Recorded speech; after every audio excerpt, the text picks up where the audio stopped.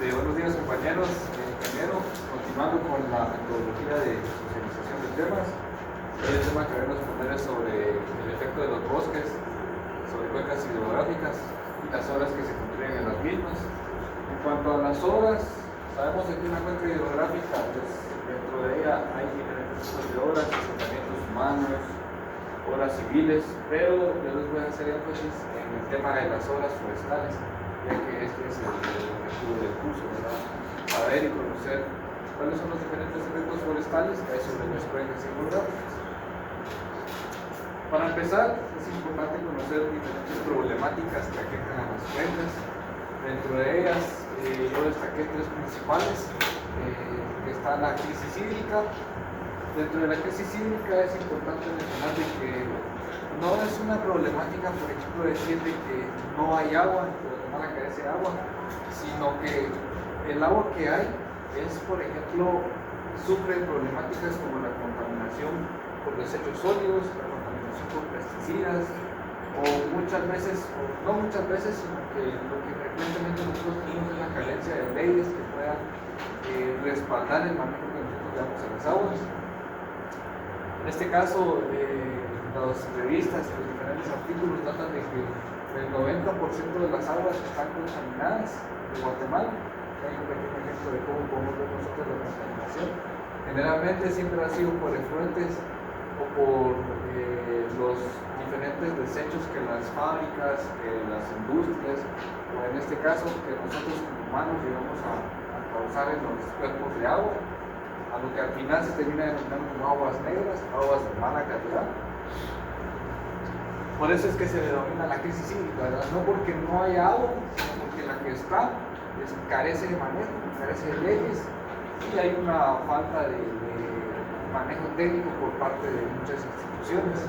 Por ejemplo, el MAGA, que es el ente encargado de revisar muchas cosas en cuanto al tema de manejo de los residuos, el manejo de los cuerpos de agua.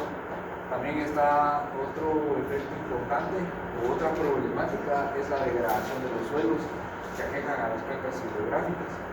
Por ejemplo, acá, como pueden ver, este es un ejemplo de un suelo donde podemos ver cómo ha afectado demasiado la degradación.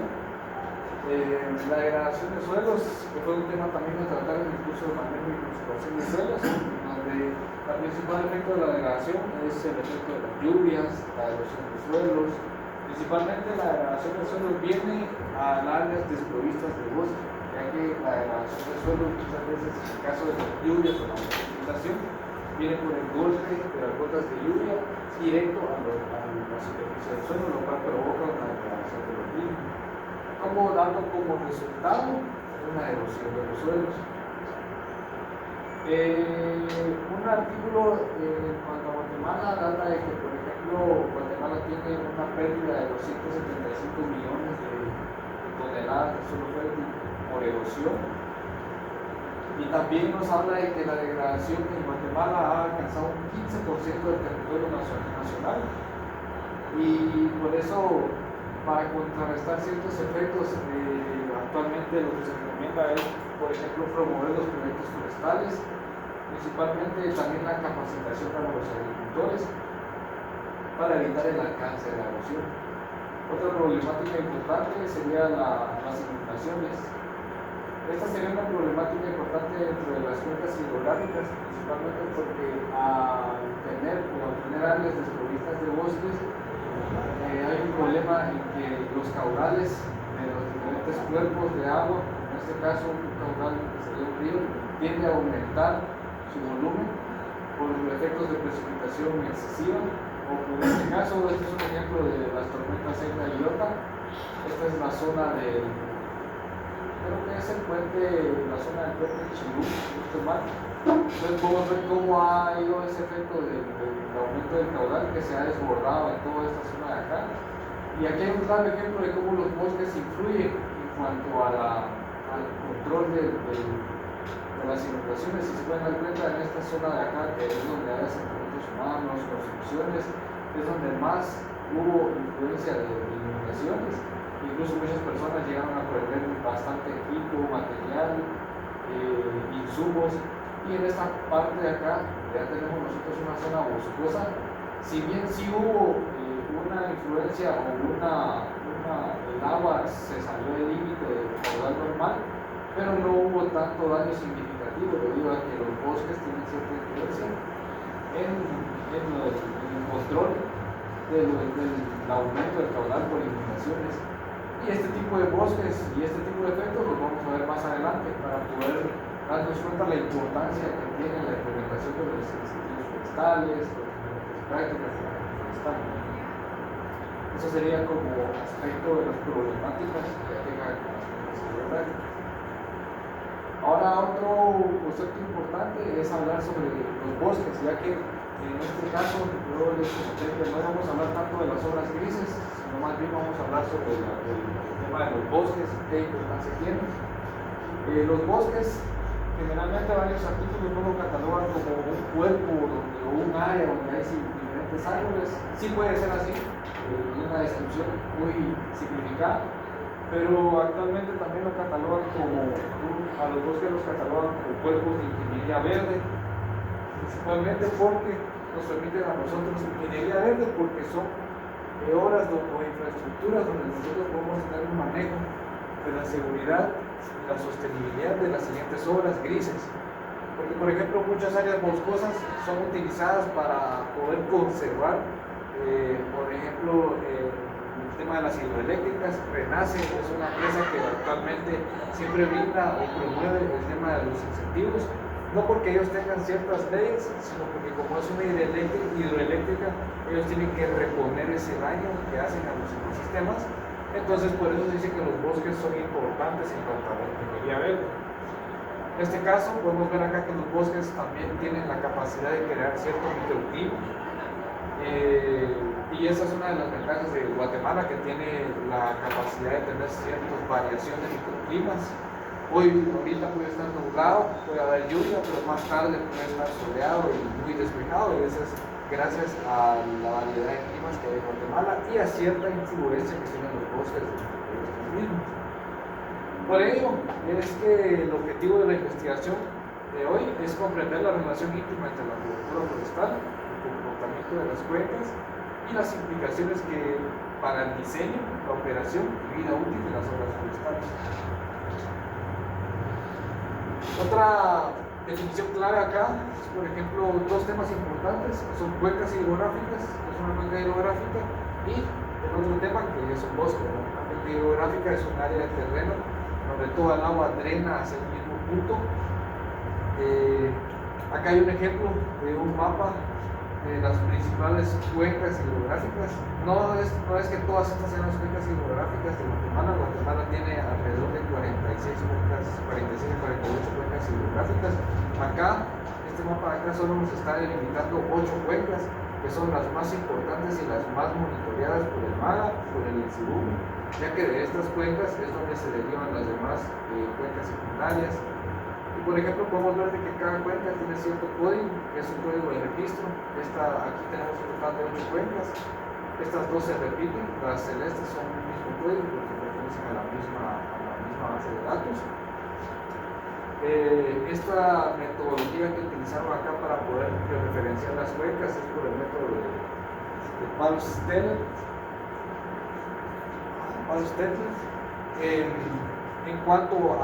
Esto sería en cuanto a la referenciación y localización de cuencas.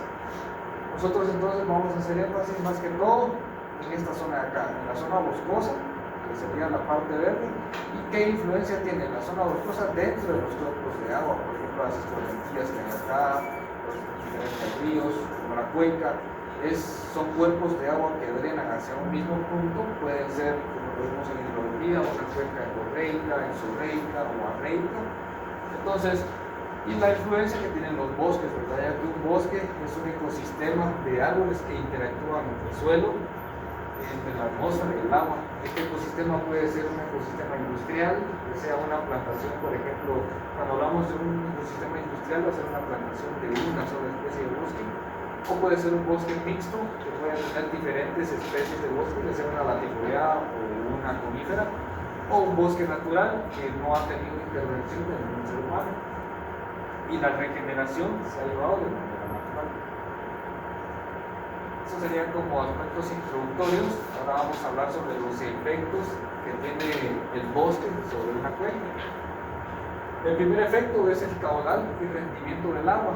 Esto quiere decir el volumen de agua que la cuenca entrega. Por ejemplo, el volumen de agua que la cuenca está entregando de esta escorrentía, que viene de las partes altas, el volumen que se entrega desde acá, y que se viene a entregar tanto el volumen que viene de acá como el volumen de acá a este cuerpo central, y cuánto de ese volumen llega, se extrae de la cuenca alta, de la cuenca media, de la cuenca baja, y cuánto de ese volumen llega hasta la zona costera. Como vemos acá, tiene un río central, una parte donde todo el agua llega, o todos los cuerpos de agua llegan a juntarse. De manera descriptiva, se dice que el rendimiento de agua en una cuenca, como les mencioné, es el volumen de agua que abona una cuenca hacia un río o hacia un embalse. Entonces, hacia un embalse podemos decir nosotros, por ejemplo, hacia aquí en Cobán, un ejemplo de un embalse, ese que se encuentra en el área del Cantón, en las casas. Ahí hay un embalse donde pueden ver de que una sola cuenca, que es el que viene del río este de Ruta Petate, ese podría ser un ejemplo de cuánto es el volumen que llega a ese embalse. Este caudal que se entrega puede ser tanto en forma de escorrentía y eso sumado al flujo base. En cuanto el flujo base, por ejemplo, la escorrentía es la parte visible, o sea, lo que nosotros miramos cuando vamos a un área forestal o a cualquier área montañosa, los diferentes cuerpos de agua. Porque aparte nosotros podemos ver también de que, por ejemplo, de estos cuerpos de agua pueden haber cuerpos subsuperficiales que van a ir drenando y drenando toda esa agua. Entonces el bosque tiene cierto efecto en ese caudal y rendimiento de agua que se está entregando. ¿Por qué? Porque cuando más cobertura forestal hay, el rendimiento de agua va reduciendo un poco. ¿Por qué? Porque hay ciertas especies forestales que al tener gran cobertura de dosel y grandes sistemas radiculares tienden a obtener mayor absorción de agua. Y por efecto lógico es de que si absorbe más agua, reduce el caudal que hay tanto en estas zonas y en estas zonas. Entonces eso se ve más. En zonas montañosas no es tanto el efecto de la reducción del caudal, debido a que las zonas montañosas se ven beneficiadas tanto por la pendiente, por la condición del suelo, que generalmente las zonas montañosas carecen de suelos, por ejemplo, arcillosos. La mayoría de suelos son franco-limosos, franco-arenosos. Y por ejemplo, en las zonas medias y en las zonas bajas es donde ya nosotros podemos ver cierto efecto de si hay o no hay bosques en estas zonas. Aquí podemos ver de manera más específica cómo es la influencia del bosque. Dentro de los factores más específicos en los que influye un bosque en cuanto al volumen de agua que entrega la cuenca, está la transpiración o intercepción, la escorrentía superficial, la evaporación del suelo, la infiltración y la recarga de aguas subterráneas. Estos son múltiples mecanismos que los que el bosque puede influir sobre cierta cobertura forestal. Aquí la explicación de esta gráfica acá, pueden ver, por ejemplo, en un área que está desprovista de bosque, hay mayor escorrentía superficial. ¿Por qué mayor? Acá las flechas son proporcionales. Por ejemplo, si la flecha es más grande, el efecto es mayor; si la flecha es más pequeña, el efecto es menor.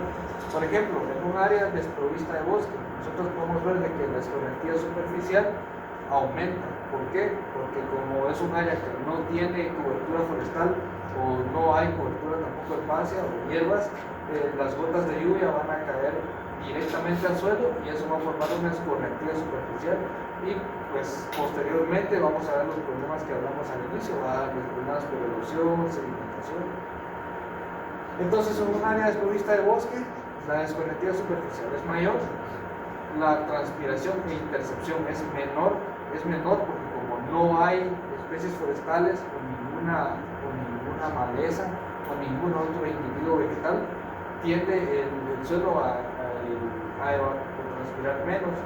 No tanto el suelo, sino que aquí hablando específicamente de la cobertura forestal, va a haber menos transpiración de la cobertura forestal. En cuanto a la evaporación del suelo, aquí también ya es mayor. ¿Por qué? Porque hay menos cobertura forestal entonces hay menos absorción de agua y toda esa agua se evapora y se va a la atmósfera porque no hay ningún otro individuo que pueda absorber el agua que está por acá disponible. La infiltración, como podemos ver, también es menor. ¿Por qué? Porque como no hay ningún sistema radicular, en el caso de los bosques, que pueda absorber toda esa agua, entonces la infiltración es menor y toda esa agua, como no se absorbe, queda en la superficie del suelo y todo eso se va como que no desapareciendo, sino que sigue un cierto camino en base a la pendiente. Y eso crea más adelante problemas de sedimentación, problemas, por ejemplo, de formación de cárcavas, que nos van a quedar muchas problemáticas a futuro para poder implementar incentivos forestales. Ahora hablando en un área donde ya tiene una población con una densidad intermedia de bosques, aquí podemos ver de que la escorrentía superficial ya disminuye considerablemente. Es un poco menor la escorrentía superficial porque ya hay ciertos individuos. En este caso ya podemos ver de que acá los bosques o los individuos forestales ya están un poco dispersos, no concentrados y ni tampoco en mayor densidad, sino que es una densidad moderada, incluso intermedia. La infiltración del suelo ya viene también de valor intermedio, como pueden ver la flecha acá ya aumenta un poco comparado con la de acá, porque ya hay ciertos individuos, no tantos, pero los que están influyen significativamente. Así como también la infiltración sobre aguas subterráneas, aquí ya hay cierta infiltración con recarga de aguas subterráneas. En el caso de las áreas desprovistas de bosques no hay infiltración. Y la evaporación del suelo ya es mayor, o sea, un poco mayor o considerablemente menor, porque ya hay ciertas especies forestales o hierbas o malezas en el área que pueden ayudar a absorber todo el agua que se encuentra dentro del suelo y eso devolverlo al ambiente en forma de la evapotranspiración. Ahora un área que tiene una densidad demasiado alta de bosques o hay una mayor cobertura de dosel, por ejemplo las copas de los árboles, ya independientemente de que si es un bosque natural, un bosque de coníferas, un bosque latifoliado, va a haber una mayor transpiración e intercepción porque va a haber una mayor captación de las gotas de lluvia por medio de todo el sistema del follaje del árbol, de las especies forestales. Va a haber también una mayor infiltración debido a que como ya hay una mayor densidad de árboles por área, entonces ese sistema radicular de los árboles nos va a ayudar a nosotros a que haya mayor infiltración de agua. Y esa infiltración de agua también nos va a beneficiar a una mayor recarga de acuíferos o de aguas subterráneas. Como lo pueden ver acá en la noche, hay una mayor recarga. Y también en la escorrentía superficial, aquí ya va a ser menor, porque como ya hay individuos dentro de esta área, entonces ya toda la escorrentía superficial que quede sobre el suelo o que se vaya a formar, no se va a formar de manera tan significativa debido a que ya van a haber árboles presentes en esta área y eso va a permitir de que todo el agua sea absorbida por cada uno de estos individuos. Aquí podemos ver la fracción de precipitación. La precipitación es uno de los factores importantes dentro de toda esta área, ya que la precipitación es el único medio por el cual una cuenca hidrográfica puede tener un abastecimiento de agua. ¿Cómo está determinado este abastecimiento de agua? Como lo dije acá, por medio de que si un bosque tiene o no tiene cobertura forestal, un área no tiene o no tiene cobertura forestal. Aquí podemos ver también que la precipitación es una intersección en cuanto a la transpiración e intercepción de agua. También está dimensionada por la escorrentía superficial, como pueden ver hay ciertas intersecciones que benefician o aumentan los mecanismos de aumento del caudal de las cuencas hidrográficas. Entonces, de manera de conclusión de esta gráfica, podemos explicar de que cuando se modifican ciertas áreas de cobertura forestal mediante reforestación, cambio de uso del suelo o en este caso deforestación, acá hablamos de una deforestación y acá ya hablamos de un establecimiento netamente para manejo. Acá media vez nosotros modificamos el uso del suelo de cualquier área, ya estamos modificando o cambiando también el rendimiento del agua en esa cuenca o en esa área donde nosotros vayamos a trabajar o a hacer un estudio. En este artículo se habla también sobre, por ejemplo, qué influencia tiene aumentar la cobertura forestal. Esto fue extraído es un link, son diferentes artículos de este sitio web. Nos proporcionan otros artículos en cuanto a los factores como hidrología, silvicultura. En este caso, el tema de este artículo era el debate sobre la cobertura forestal y el rendimiento hídrico, del pensamiento desde la demanda al pensamiento desde la oferta. ¿Qué nos dicen los autores de este artículo? A manera de síntesis, los autores de este artículo nos dicen de que al aumentar la cobertura forestal hay una reducción del rendimiento de agua, hay menos volumen de agua saliendo de la cuenca y, por ejemplo, que la deforestación tiende a aumentar el rendimiento de agua. Esto, como les mencionaba, al tener más cobertura forestal hay mayor absorción de agua, entonces eso disminuye el volumen de agua que sale de una cuenca y, por ende, eso es lo que comparan los autores en este artículo, ¿verdad? También, por ejemplo, lo contrario que hay con la deforestación. Si nosotros vamos a un terreno y deforestamos ese terreno totalmente, va a haber un aumento en el rendimiento de agua, porque no va a haber ningún tipo en este caso, ningún árbol que esté absorbiendo toda esa agua disponible. Esta parte no es personalmente no la comparto tanto, porque nosotros no podemos ir a un área, a una finca o a cualquier lugar o comunidad y decirle a las personas, mire, deforeste toda esa montaña y usted va a tener más agua, porque realmente eso no es correcto ante nuestro conocimiento y las aulas y todo lo que hemos llevado acá. No sería lo correcto, sino lo mejor sería hacerlo proporcional bajo el manejo de plantaciones nativas, sistemas forestales combinados, y este efecto de la reducción del rendimiento de agua y menos volumen de agua saliendo de la cuenca, como les mencionaba, es más notorio en las partes medias y en las partes bajas. En las partes altas no es tan notorio porque son las partes donde se beneficia también el terreno por ciertos factores como la pendiente, como el tipo de suelo, también sobre la presencia o la ausencia de biodiversidad del suelo, lo cual va a beneficiar el aumento o la disponibilidad de agua. También el artículo nos habla principalmente sobre el equilibrio dinámico y complejo de los bosques. Aquí hay algo muy interesante que los autores llaman y nos explican de que nosotros generalmente siempre decimos de que los bosques producen agua, pero no es que los bosques produzcan agua, sino que los bosques funcionan como una esponja gigante de agua, porque debido a su cel y a su sistema radicular, estos almacenan agua. Y también ellos catalogan a los bosques como una bomba, ya que, ¿por qué lo catalogan como una bomba? Porque acá, primero lo catalogan como una bomba debido a la evapotranspiración que tiene un bosque. Por ejemplo, acá un bosque nativo, el efecto bomba es, por ejemplo, el agua que cae por precipitación y esta es absorbida por medio de los bosques, y luego el efecto bomba es devolver esa agua a la atmósfera en forma de evapotranspiración. Acá, como se dice, ¿verdad? Los bosques actúan como una esponja gigante y una bomba al mismo tiempo, y su estado determina completamente cómo funciona una cuenca hidrográfica.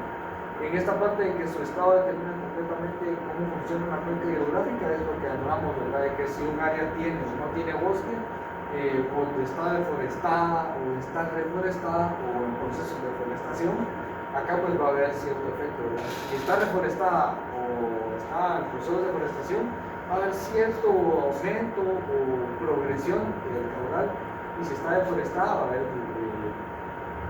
haber mayor control de la reducción del rendimiento del caudal.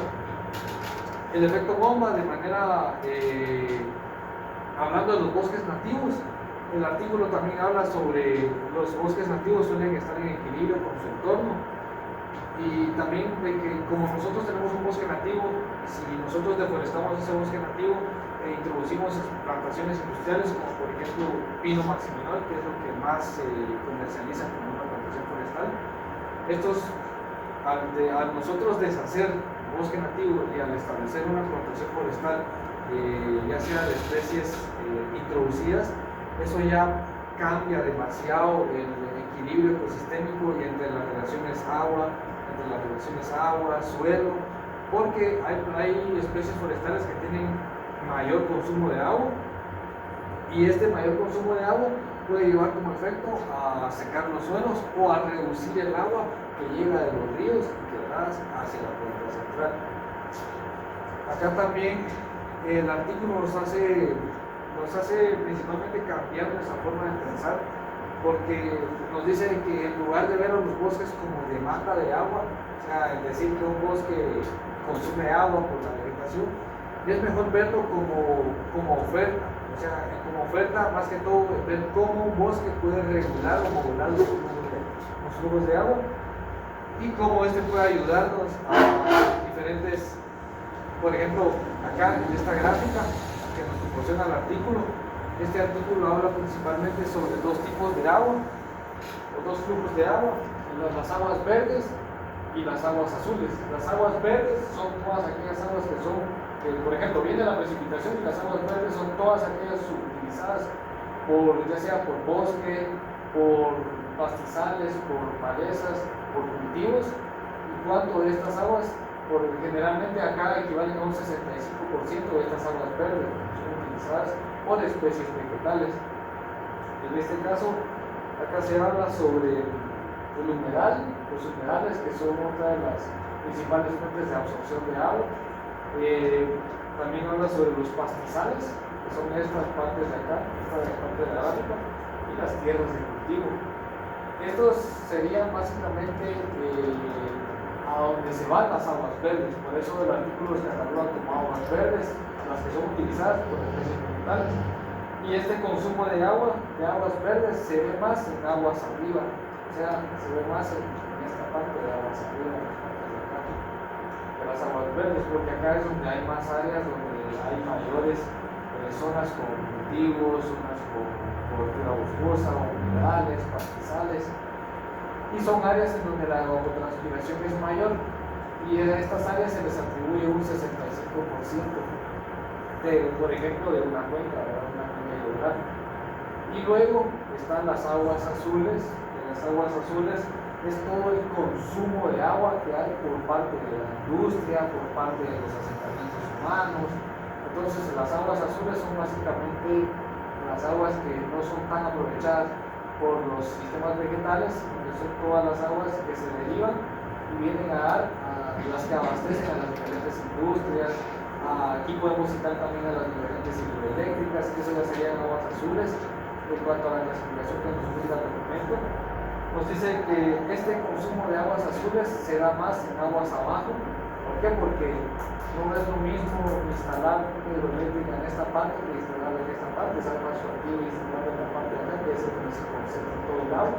Y también los asentamientos humanos, ¿verdad? No podemos nosotros venir y asentarnos con ciertas parcelas o construcciones en esta parte, porque estamos en riesgo de deslaves, si deforestamos se degrada toda esa parte del suelo, hay derrumbes, y entonces por eso es que las aguas abajo, que son las aguas azules, es donde hay mayores asentamientos humanos, mayores establecimientos de industrias o fábricas, y para este tipo de aguas azules el consumo es de un 35%.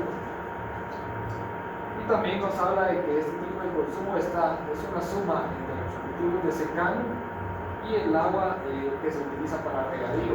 Por ejemplo, el agua que no es absorbida por los bosques es utilizada para abastecer los diferentes sistemas de riego de las diferentes parcelas que hay en las aguas abajo. Entonces, en síntesis, este artículo, esto es lo que nos habla, de la relación que hay entre el bosque, tipos de aguas, flujos de agua azul, flujos de agua verde, el efecto de la precipitación, que como les dije, la precipitación es el único medio por el cual una cuenca hidrográfica puede tener cierto abastecimiento de agua, que es del 100%. Ahora, ¿qué implicaciones prácticas tiene el aumento del caudal o el rendimiento del caudal?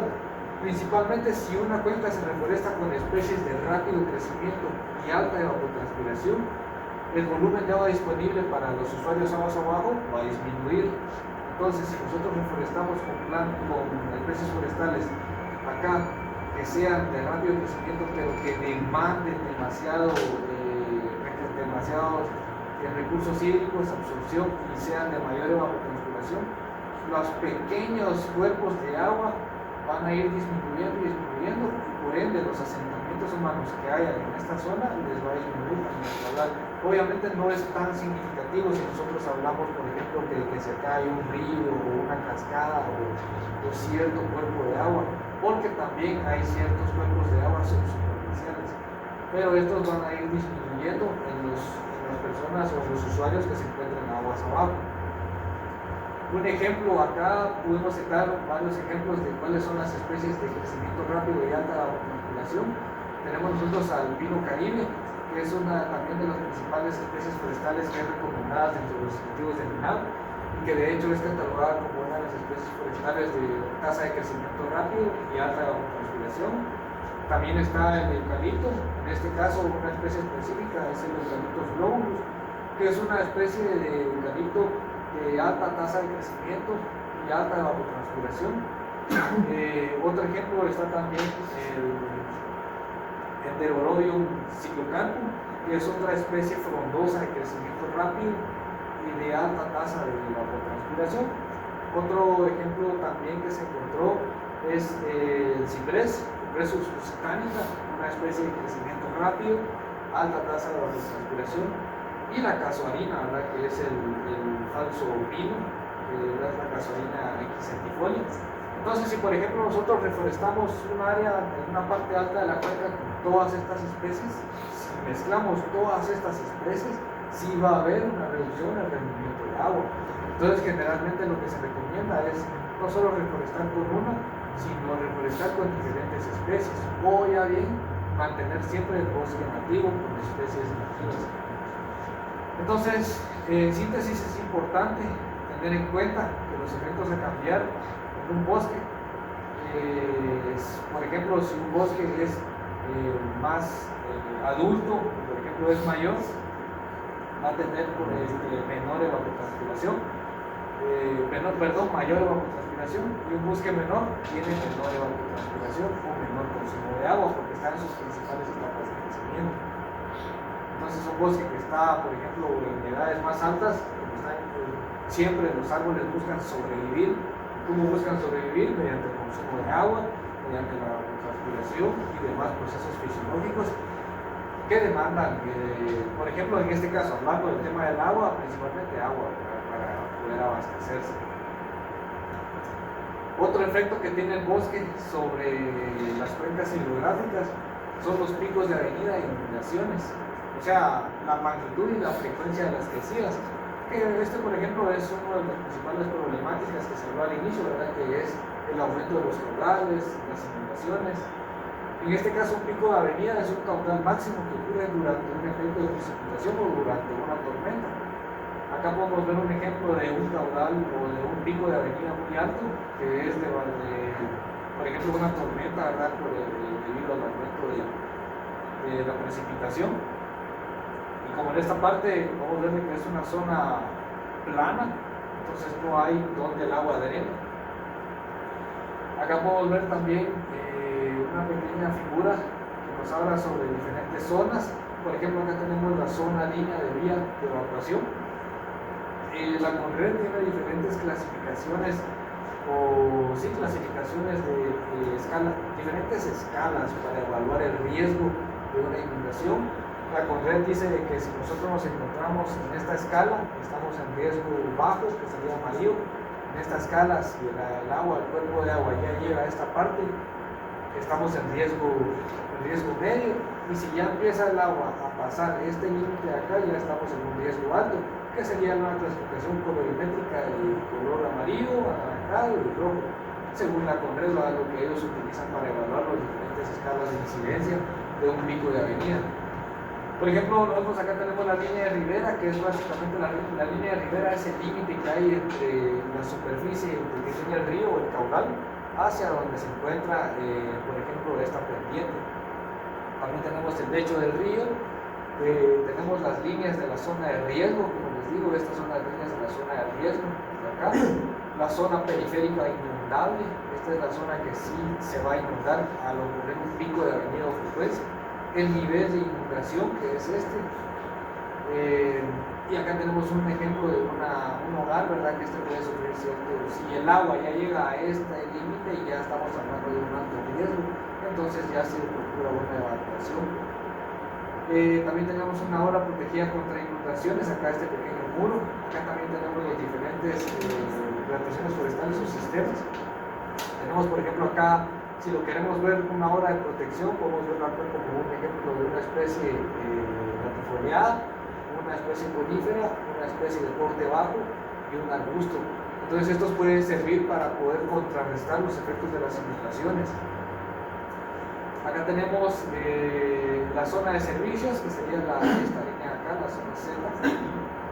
Entonces, lo que dicen muchos es de que si el bosque nos ayuda a retardar estos picos de avenida o estos picos de inundación o escorrentía o incrementar la infiltración, puede reducir, si el bosque nos ayuda a reducir o a evitar estos efectos, tiene que ser muy promovido, ¿verdad? Tenemos que reforestar en estas áreas. Entonces el INAM tiene un apartado de bosques riparios, que de hecho son una de las zonas que vamos a hablar más adelante, para evitar los picos de inundación. Entonces, si el bosque ayuda a retardar la escorrentía o a incrementar la infiltración, él puede reducir la magnitud del pico de avenida y eso nos puede ayudar a nosotros a tener menor riesgo de inundación aguas abajo. Eso quiere decir de que las personas que estén en esta parte de acá no van a ser tan susceptibles a las inundaciones, pero si nosotros tenemos cierta cobertura forestal acá. Hay cierto, como les digo, cierto choque en cuanto a lo que se habla, a lo que dice en este artículo, de que si reforestamos si deforestamos hay aumento del caudal, o si reforestamos, como les digo, lo que dicen al final los libros o lo que los artículos o diferentes investigaciones no es comparado a lo que vemos en campo. En campo nosotros vamos a tomar decisiones tácticas y no siempre lo que diga un libro. Entonces todo va también, en cuanto al establecimiento de sistemas forestales, todo va también al tema del control, ¿verdad? Que nosotros queramos darle a las inundaciones. ¿Qué muestran los estudios? Por ejemplo, si nosotros tenemos una precipitación media o una precipitación baja, no va a haber ese aumento del caudal. Ahora, si nosotros tenemos una precipitación alta, sí hay un aumento del caudal, pero eso es totalmente considerable, ¿verdad? Ya que ante crecidas moderadas, los bosques a menudo disminuyen la superficie superficial. Ante crecidas moderadas, no es, por ejemplo, de que los bosques, si hay una tormenta extrema, sí, va a llover todo durante 2 meses, y porque tengo un bosque reforestado de 2 hectáreas, no me voy a inundar. Eso no es así, porque generalmente el volumen de agua no siempre es comparable o proporcional al volumen o a la densidad que se tenga en esa área, ¿no? Entonces, por eso dice acá que no siempre se debe asumir que más bosque siempre implica menos crecidas. Siempre hay que tener y estar monitoreando los cuerpos de agua. Este otro artículo nos habla también sobre la cobertura terrestre y el rendimiento hídrico de problemas y de inferencia al comparar cuencas con cobertura terrestre y cobertura mixta.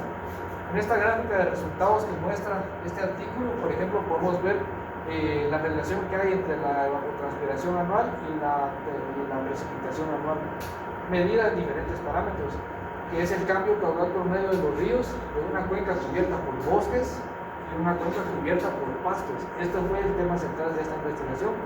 Entonces utilizaron 2 áreas, un área que estaba cubierta por bosques, que son los puntos verdes, y un área cubierta por pastos. Como pueden ver, el aumento de la evapotranspiración es mayor en un área cubierta por bosques que en comparación de un área cubierta por pastos. ¿Qué relación o qué implicación tiene esta gráfica? Principalmente de que los árboles a mayor profundidad de raíces y mayor superficie foliar o tasa de dosel nos permite captar y transpirar más agua. Entonces eso permite que esta agua sea enviada a la atmósfera como evapotranspiración. Y esta pérdida adicional por evapotranspiración del bosque resulta en menos agua disponible hacia los ríos o hacia los caudales, comparado con un agua compuesta por pastos o especies herbáceas. Entonces, los caudales son sistemáticamente menores en cuencas forestales en comparación con las cuencas cubiertas por hierbas, que es uno de los resultados de este artículo. Otro efecto es la erosión y sedimentación. Como sabemos nosotros, la erosión son los efectos que tiene la precipitación sobre las diferentes áreas desprovistas de bosque, que es el lavado de los diferentes nutrientes, la capa superficial del suelo, es la pérdida de la capa superficial del suelo. Aquí podemos ver los diferentes efectos erosivos que hay, la degradación o el derrumbe o socavamiento que hay de los topos de las tierras de cultivo, el lavado de las diferentes zonas de cultivo, los deslaves. Otros efectos de la erosión y sedimentación, en el caso de las cuencas hidrográficas, está la colmatación del Balses. La colmatación del Balses hace referencia principalmente, y esta colmatación del Balses se deriva de la erosión, que es, por ejemplo, cuando llueve deliberadamente y en la ausencia de especies forestales, todo ese suelo es lavado y es llevado a los ríos, todos los suelos de la materia vegetal, y esto es lo que llega hacia los embalses, hay esta circulación. Y cuando no se controla, hay una utilización. Otro efecto también de la erosión y la sedimentación es el aumento de la turbidez, que es esta característica del agua se torna de color chocolatoso, debido a que por efectos de la erosión. ¿Qué implicaciones prácticas tiene o cómo podemos reducir nosotros los efectos de la erosión? Principalmente mediante la reforestación de especies en áreas donde haya problemas severos de sedimentos, restaurar bosques en las partes altas y estabilizar las pendientes. ¿Qué tipos de especies? En este caso, un ejemplo podemos citar al árbol o a la especie de aliso, árbol satinata. También está Alconacaste, que es el pterorobium, el madre cacao, que es una de las especies más proporcionadas por el INAH, entre los incentivos forestales. Y también otra especie, otra práctica que es como lo vimos en la conservación de suelos, es la promoción de zanjas de infiltración, pero con la adición de sistemas de reforestación, ya que si solo nosotros implementamos las zanjas de erosión, no hay tanto control. Es mejor la suma de ambas para que haya mayor efectividad del control de erosión y sedimentación. El otro factor es la calidad del agua y nutrientes. Por ejemplo, son los efectos que tiene el bosque, ¿verdad? Porque el bosque, al tener mayor sistema radicular, al tener una mayor conexión en cuanto a sus sistemas radiculares en una zona, hay una mayor absorción de los contaminantes, como por ejemplo el nitrógeno, el fósforo, diferentes otros nutrientes, potasio, aluminio, estos que son tóxicos para las plantas, pesticidas, materia orgánica disuelta y sólidos en suspensión. Por eso se dice que una buena cobertura vegetal y diseño de la cuenca ayuda a reducir la carga de contaminantes que llegan al río o al caudal principal, y lo cual puede ser crítico si nosotros no tenemos un buen manejo de los sistemas forestales. Vamos a causar problemáticas como por ejemplo el consumo de aguas tóxicas, aguas abajo, en esta zona de acá. Si nosotros no tenemos estas prácticas de implementación de árboles y hay mucha contaminación acá, vamos a tener que las aguas que llegan acá aguas abajo van a estar muy contaminadas por pesticidas, y eso va a tener como resultado y va a repercutir en las zonas urbanas, en el consumo humano, va a también dañar los diferentes ecosistemas y también el tratamiento de agua y recreación. Acá hay un pequeño ejemplo, ¿verdad?, de cómo los pesticidas son aplicados al suelo, son absorbidos por los cultivos, luego se van al suelo por la infiltración o por medio de la degradación microbiana, luego a la adherencia de sus partículas, luego estos son evapotranspirados, y todo es un ciclo que se repite con ausencia de especies forestales. Este otro documento o artículo también habla sobre la evaluación de las diferentes zonas de cultivo, las dos zonas forestales, para poder contrarrestar el efecto de los pesticidas. En este artículo lo que se evaluó fue un diseño estándar propuesto por la IUSDA, donde el diseño de control fue de 20 metros de herbáceas, 20 metros de bosque, más 10 metros de bosque no cosechable, y variaciones en zonas, variaciones de zonas y el ancho. Por ejemplo, aquí podemos ver que se evaluaron diferentes anchos, 20, 10 anchos, se evaluaron los 5 diseños, ¿verdad? Aquí podemos ver las diferentes zonas que se evaluaron. Por ejemplo, están las zonas de cultivo, las zonas herbáceas, las zonas de bosque gestionable y las zonas de bosque no perturbado. En este caso, estas son las 3 zonas de amortiguamiento evaluados en este estudio. Podemos ver de que el ancho de la zona para el diseño 1 fue de 20 metros.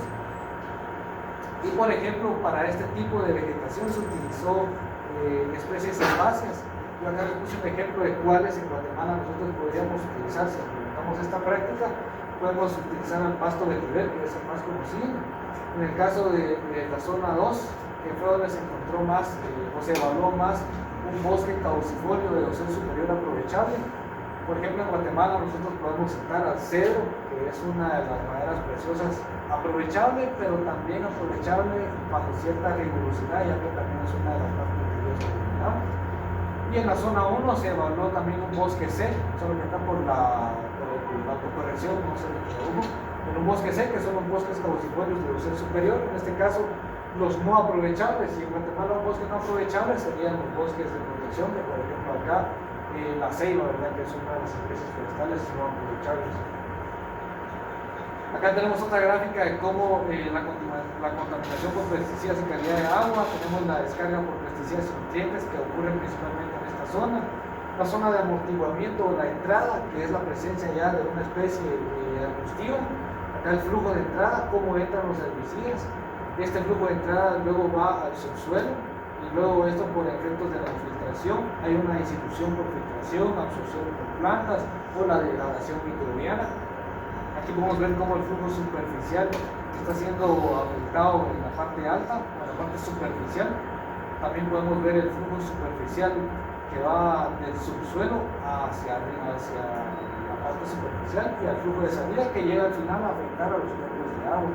Y acá pues hay una reducción del impacto en los cuerpos de agua en los ecosistemas. Este es un ejemplo de un medio de control para contrarrestar los efectos de los pesticidas. Por ejemplo, nosotros aplicamos acá y tenemos un área de control que sería esta combinación de especies herbáceas con especies arbustivas, ya que una tiene poco desarrollo regular y la otra ya aumenta su desarrollo regular, entonces ellas van a ir absorbiendo todos estos residuos de los pesticidas. Ahora, en cuanto a las obras forestales, la primera obra forestal de las cuencas, podemos hablar sobre la reforestación, que es la reforestación o restauración de cuencas, como lo hablaban compañeros anteriormente, es la implementación de especies forestales en áreas donde o ya se tenía bosque o se taló, o es para un cambio de uso del suelo. En este contexto de las cuencas hidrográficas, la reforestación nos ayuda principalmente a mejorar la regulación hídrica, la infiltración del agua, la estabilidad del suelo y la diversidad. Acá es un ejemplo de cómo es un área desprovista de sistemas de reforestación. Se pueden ver, hay mayor lavado del suelo, hay mayor escorrentía, hay mayores cuerpos de agua y diferentes drenaciones de los cuerpos de agua que se derivan de la parte alta, ¿verdad?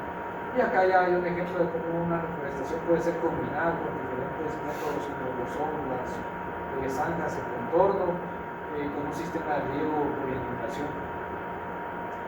¿Cuáles son los mecanismos de acción, por ejemplo, de una reforestación? Ya que al aumentar la cobertura vegetal, más hojas, mayor intercepción de lluvia.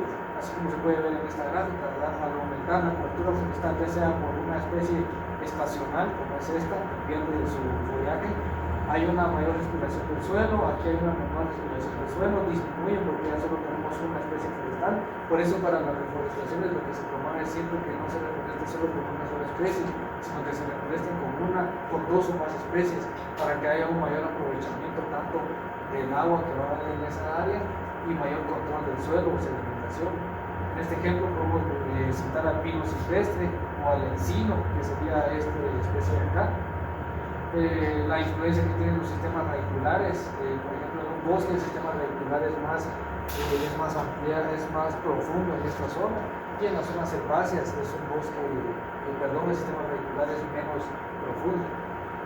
Debido a que las raíces mejoran la estructura y la agregación del suelo, sería uno de los mecanismos por los cuales la reforestación beneficia, ¿verdad?, a la mayor infiltración y las coberturas de superficie. Otras consideraciones prácticas del diseño serían la implementación, como les comentaba, de diferentes especies como el madre cacao, pino carpa. También, si tenemos grandes superficies, estas requieren mayor tiempo para que nosotros podamos ver los efectos que tiene esta reforestación. Y también tenemos que seleccionar especies que si se busca maximizar el agua, elegir especies de consumo. Esto va en base al objetivo. Si nosotros, por ejemplo, si buscamos alimento, biodiversidad o la conservación de cuerpos de agua o aguas más limpias, reforestar si es considerable. Pero si se busca aumentar el caudal, reducirlo a como se habló en las primeras diapositivas. Otra hora sería lo que les hablaba, la implementación de bosques riparios o bosques en ribera. Los bosques riparios como ejemplo son los bosques o las plantaciones forestales que son establecidas a las orillas de los ríos para poder, u otras corrientes de agua, ya pueden ser permanentes o pueden ser temporales. Por ejemplo, el INAP nos da diferentes montos de los incentivos y las diferentes fases. Aquí podemos ver los diferentes costos que tiene la implementación. Este bosque ripario entra en la metodología del INAP dentro de lo que va cambio de uso del suelo o regeneración natural de los usos del suelo. Acá de manera muy teórica, pero en síntesis se lo voy a explicar tanto. Los criterios que evalúa el INAP son primero área, degradación, cómo está la degradación de esa área, si está en el tipo A, en el tipo B, en el tipo C. Esta área puede ser de que, por ejemplo, si tenemos nosotros un río, pero este río solo se presenta en épocas secas o en épocas lluviosas, o si se presenta temporalmente, ¿verdad? Ahora la degradación, debido a la degradación, esta puede ser tipo A, tipo B o tipo C. ¿Cómo sabemos en qué categoría entramos nosotros? Va a depender en qué zona climática nos encontremos. Si estamos en un bosque seco, por ejemplo en Zacapa, la presencia de la cobertura forestal o el distanciamiento del bosque ripario tiene que ser de 5 metros cuadrados o 8 metros cuadrados en las áreas basales. Y si estamos en un bosque húmedo, tiene que ser, por ejemplo, una reforestación con pino, con encino, coníferas y especies latifoliadas de entre 12 metros cuadrados y 15 metros cuadrados. Y en la tipo B puede ser también de 4 a menor a 12 metros cuadrados, y en bosques secos de 2 a menor a 5 metros cuadrados. Si tenemos una degradación severa, la cobertura forestal en áreas basales va a ser de 4 metros cuadrados, a cortar los marcos de deforestación con pino, con encino o con algunas otras especies latifoliadas. Y si nos encontramos en un bosque seco, menores a 2 metros cuadrados. Eso sería en síntesis estos criterios que voy a eliminar. Acá hay otro criterio también, por ejemplo, no solo el INAB, está USAID, que evalúa el diseño de bloques de ribera en conservación de borda, y ellos utilizan ya obras grises y las diferentes en combinación con obras forestales. La metodología del Instituto del Cambio Climático. Esta metodología propone realizar franjas con bordes a orilla de los cauces del río. El distanciamiento de las ideas de los árboles nativos es de 4x4. Esta metodología, les quiero explicar que lo que más promueve la metodología de USAID son especies nativas. Acá no es tanto el INAB, que por ejemplo el INAB muchas veces lo que le promueve a uno son especies forestales industriales. USAID lo que busca son especies nativas. ¿Qué sistema nos recomienda USAID? Nos recomienda el sistema Tres-Bolillo. ¿Y qué separación mínima del cauce? O sea, de acá para acá, una distancia de 2 metros. Y también se recomienda dejar una brecha cortafuego de 5 metros para evitar daños durante las actividades de quema. Por ejemplo, si nosotros establecemos este sistema en áreas donde hay cañas, donde hay diferentes pastos. Este sería el ejemplo que nos proporciona el documento del Instituto del Cambio Climático, Investigación del Cambio Climático. Tenemos esto del cambio climático, como les dije, que está ligado al USAID. No se recomienda de ninguna manera eliminar la vegetación nativa, principalmente porque la vegetación nativa se deriva de una regeneración natural. Otra recomendación que nos da es de que tenemos que darle manejo a esas especies nativas para que se vaya regenerando el bosque y vaya aumentando la composición florística. Y también otra consideración es de que los árboles nativos no podemos, como le vamos a dar manejo, no podemos dejar de que todo quede así disperso, porque también hay que darle cierto manejo de replante, como por ejemplo manejar distanciamientos de 4 por 4 metros. Este sería un diseño también de la misma metodología de USAID, evaluando un sistema de recombinación. Aquí tenemos especies, ya maneja, es un poco más complejo, que maneja especies de crecimiento rápido, especies maderables de crecimiento rápido, el otro son especies energéticas y estas ya son especies maderables de crecimiento medio. ¿Cuáles podemos utilizar nosotros? Aquí les puse un ejemplo. Por ejemplo, podemos utilizar a leucaena. ¿Por qué la leucaena? Porque tenemos un turno de corta de 8 a 15 años. También está el eucalipto, donde su turno de corte es de 8 a 15 años, porque estos se van a ir rotando, ¿verdad? Hacia cómo se van a ir implementando. Y el cedro, que el turno de corta es de 20 a 30 años. Cada letra constituye a cada tipo de especie en el ejemplo que pueden ver acá. Esto, en realidad, lo que busca este sistema de USAID, lo que busca principalmente es la sostenibilidad de las áreas a restaurar y la perpetuidad de los beneficios ecológicos, o sea, la durabilidad o que estos sistemas vayan a durar ciertos años para varias generaciones de los bosques restaurados. Esto ya se ha extraído del INAH, que son los listados de especies nativas que nos recomiendan. La actividad de acá es netamente para regeneración, no es de que nosotros compremos las semillas, sino que es de ese mismo bosque donde se colectan las semillas por medio de árboles padres y luego da la producción del vivero, ¿verdad? Está el Guanacaste, el Aripín, Caulote, el Matimismate, el Cenicero, Madre Cacao, que es uno de los que ya les mostré anteriormente, Laurel, el Sauce, el Tupo y la Ceiba. Entonces, dentro de las actividades de regeneración están estas que son la colecta de semilla y la producción de vivero. Este es otro también de los que nos recomienda USAID, la gestión actual, la gestión óptima. Está también, por ejemplo, si nosotros tenemos una zona sin amortiguamiento, podemos ver cómo es degradado este bosque, y si tenemos una zona de amortiguamiento, podemos ver la cierta reducción del feudal. Para la zona de amortiguamiento se recomiendan distanciamientos desde la orilla hasta donde se va a implementar el sistema forestal de 5 a 15 metros o de 20 a 40 metros. Este sería un arroyo caudal normal y este ya sería con un caudal con crecidas. El ancho uniforme acá sería de 20 a 50 metros o de 5 a 15 metros, donde las zonas de amortiguamiento ya son más amplias. Otra obra serían las terrazas y obras de conservación de suelos.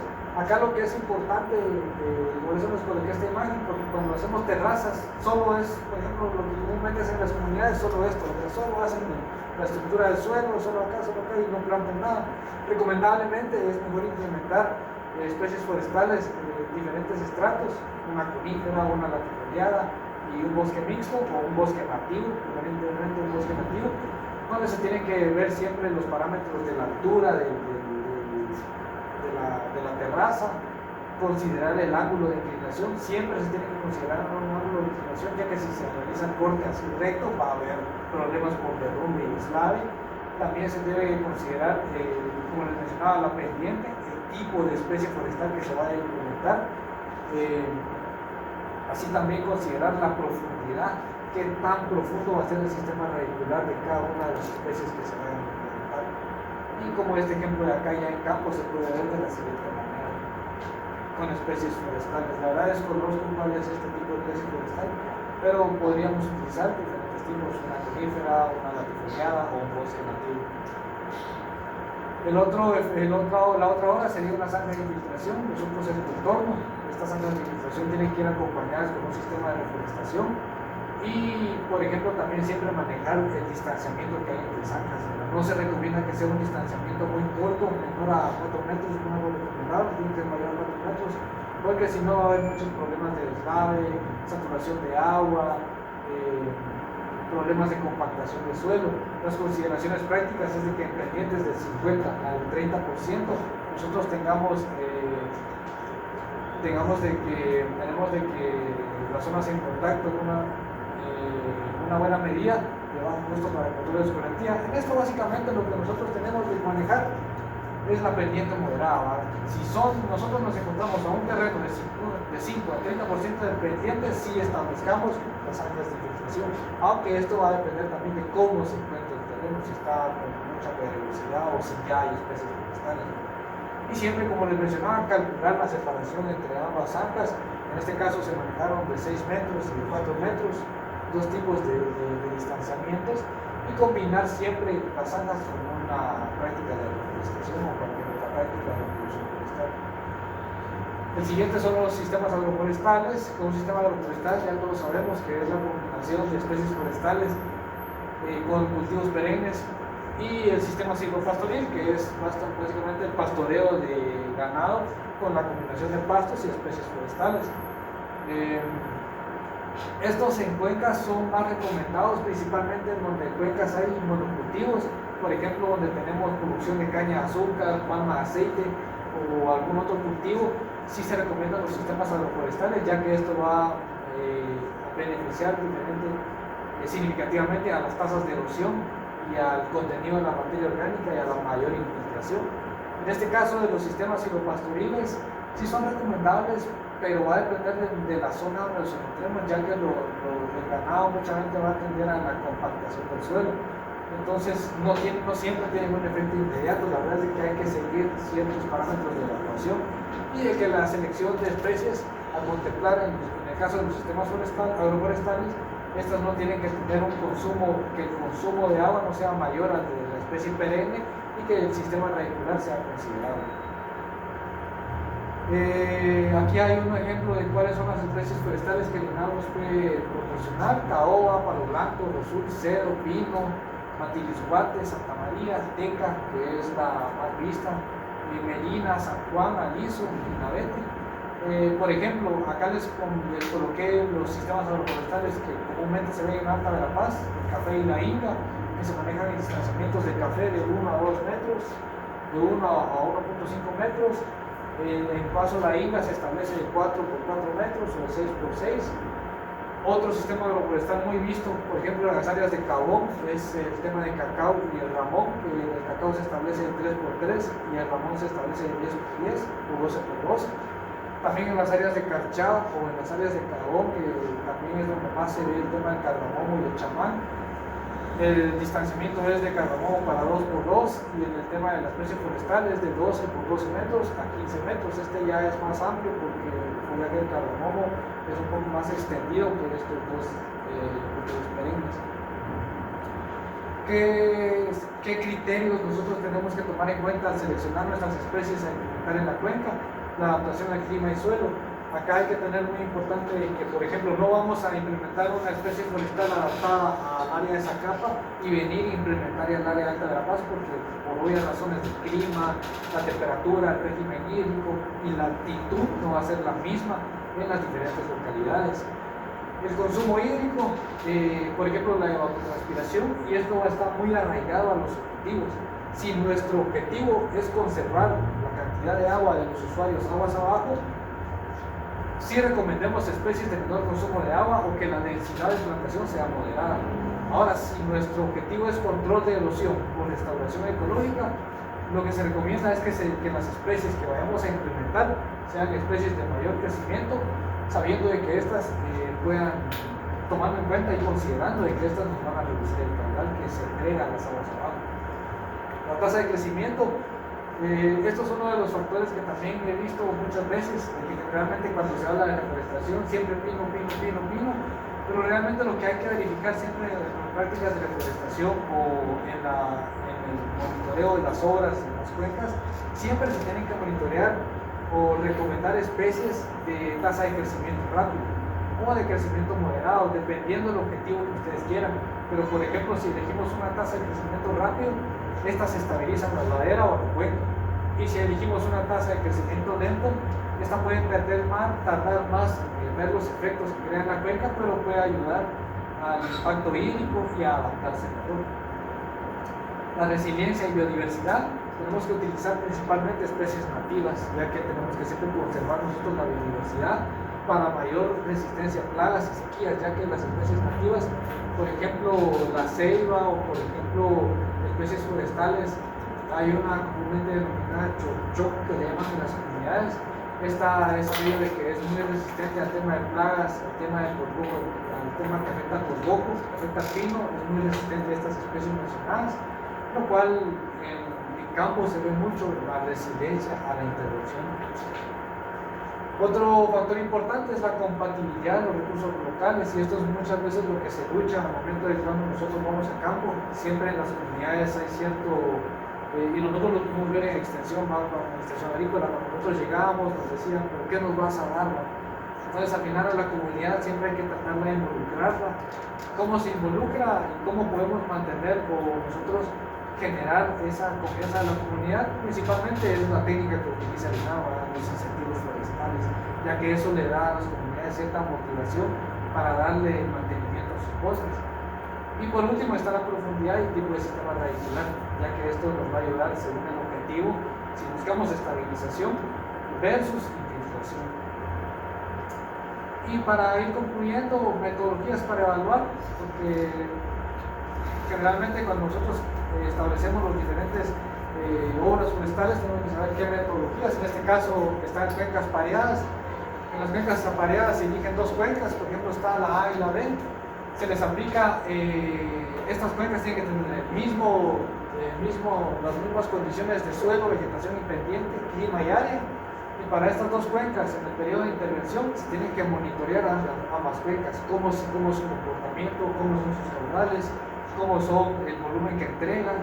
Luego, ya monitorear y luego de saber cómo son sus condiciones, realizamos la intervención. ¿Qué intervención? Mediante las obras que les comenté, la reforestación, la implementación de reforestación ribereña o el cambio de uso de suelo. Luego de hacer esta intervención solo se le va a realizar a una cuenca y a la siguiente solo vamos a ver o comparar los efectos de los hidrogramas, que los hidrogramas es una gráfica por la cual se evalúan los efectos que tienen las obras forestales en las cuencas, y nosotros ahí vamos a ver que si hubo aumento o disminución de los parámetros que medimos. Y por último tenemos también otro de los efectos, que es, por ejemplo, esto ya es más que todo el uso de softwares. Principalmente está el SWOT, el método AMA y está el LIC. Estos principalmente solo es la simulación. Esto es la simulación de procesos de escorrentía, infiltración, evapotranspiración y sedimentos. Pero ¿para qué es importante utilizar estos métodos? ¿O qué es importante considerar? Para estos métodos siempre es considerante el tema de los datos históricos de precipitación, caudal y cobertura del suelo. ¿Por qué? Porque si nosotros tenemos estos registros, sabemos cómo va a ser la simulación. Porque si empezamos sin considerar la historia, no vamos a saber cómo va a ir cambiando. Por ejemplo, si yo reforesto un 30%, ¿cómo va a ser esa disminución en el rendimiento de agua o en la implementación de un bosque primario? Ahora vamos a pasar al tema de moral y ética. Eso sería en cuanto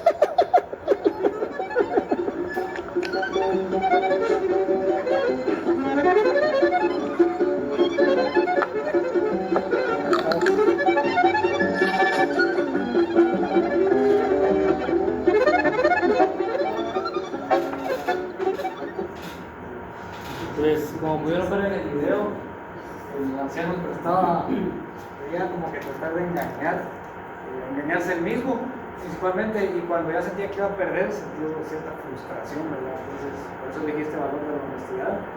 Principalmente no porque diga yo represento ese valor, ¿verdad? Yo soy la persona menos indicada para decir que yo represento ese valor, incluso me pongo como ejemplo de la no representación de ese valor, porque al menos si lo vemos en el contexto donde somos nosotros, y se darán cuenta, la semana pasada, si no estoy mal, hicimos la segunda comprobación de lectura, ellos le dieron sus notas y se dieron cuenta que yo vi la nota más alta y la nota así, ahí fue muy deshonesto, porque representa lo que no es la honestidad, no lo representa, porque uno trata como que de engañar a los demás cuando al final uno es engañado.